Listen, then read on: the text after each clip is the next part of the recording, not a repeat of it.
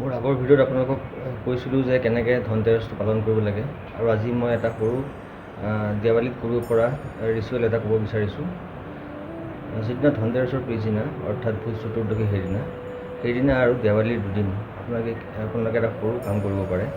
সেইটো হ'ল আটাৰ আপোনালোকে 9টা চাকি বনাব।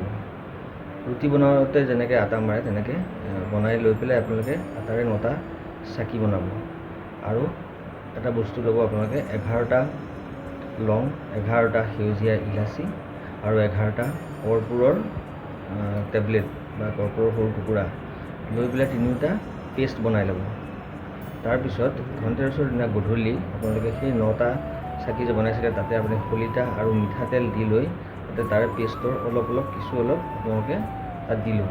দি পেলাই আপোনালোকে ঘৰৰ আপোনালোকৰ প্লটটোৰ বা আপোনালোকৰ যে ফ্লেটত থাকে ঘৰৰ 9টা ডাইৰেকশ্যনত আপোনালোকে 9টা চাকি ৰাখিব লাগিব। প্ৰথমটো ৰাখিব আপোনালোকৰ ব্ৰহ্মস্থানত, ঘৰৰ চেণ্টাৰ প্লেছত, আৰু এটা ৰাখিব আপোনালোকৰ পূব, এটা পশ্চিম, এটা উত্তৰ, এটা দক্ষিণ, আৰু এটা south east, south west, north east, north west.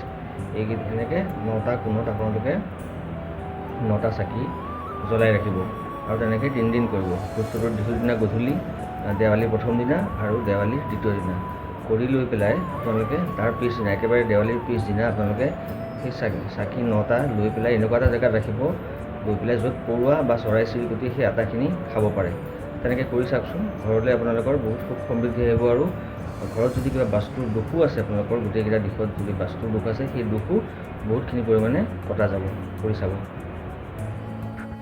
মোৰ এই ভিডিঅ'টো যদি আপোনালোকৰ ইনফৰ্মেটিভ যেন লাগিছে তেনেহ'লে লাইক আৰু শ্বেয়াৰ কৰিবলৈ নাপাহৰিব, যাতে অন্যই এই ইনফৰ্মেশ্যনখিনি পায়। তাৰ উপৰিও যদি আপোনালোকৰ কিবা সুধিবলগীয়া থাকে, স্ক্ৰীণত দিয়া মোৰ নম্বৰটোত যোগাযোগ কৰিব।